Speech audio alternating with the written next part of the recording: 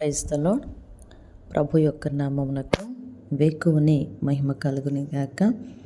దేవుని యొక్క వాక్యం, ఉదయకాలపు యొక్క ధ్యానం మనకును మన కుటుంబాలకును మనం చేసే పనులకు గొప్ప ఆశీర్వాదకరముగా దీవెనకరముగా ఉండునుగాక. ఈ దినం కీర్తనల గ్రంథము 17వ అధ్యాయము. దావీదు ప్రార్థన. యెహోవా న్యాయమును ఆలకించుము, నా మొర నంగీకరించుము, నా ప్రార్థనకు చెవియొగ్గుము. అది కపటమైన పెదవుల నుండి వచ్చున్నది కాదు. నీ సన్నిధి నుండి నాకు తీర్పు వచ్చునుగాక. నీ కనుదృష్టి న్యాయముగా చూచును. రాత్రివేళ నీవు నన్ను దర్శించి నా హృదయమును పరిశీలించితివి. నన్ను పరిశీలించితివి, నీకు ఏ దురాలోచనయో కానరాలేదు. నోటి మాట చేత నేను అతిక్రమింపను. మనుష్యుల కార్యముల విషయమైతే బలాత్కారుల మార్గముల తప్పించుకొనుటకై నీ నోటి మాటను బట్టి నన్ను నేను కాపాడుకొని ఉన్నాను. నీ మార్గముల యందు నా నడకలను స్థిరపరచుకొని ఉన్నాను. నాకు కాలు జారలేదు. నేను నీకు మొర్రపెట్టుకొని ఉన్నాను. దేవా, నీవు నాకు ఉత్తరమిచ్చదవు. నాకు చెవియొగ్గి నా మాట ఆలకించుము.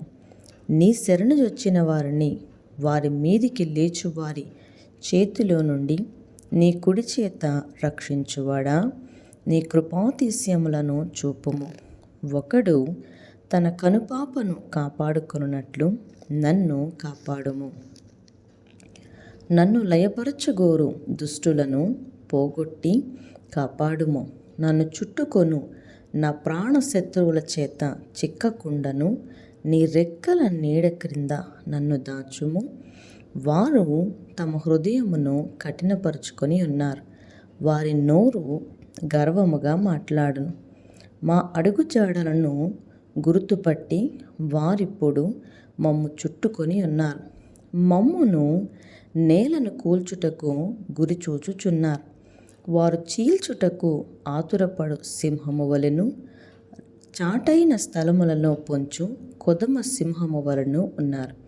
యెహోవా లెమ్ము, వానిని ఎదుర్కొని వానిని పడగొట్టుము.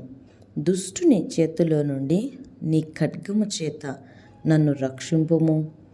లోకుల చేతిలో నుండి ఈ జీవిత కాలములోనే తమ పాలు పొందిన ఈ లోకుల చేతిలో నుండి నీ హస్తబలము చేత నన్ను రక్షింపుము.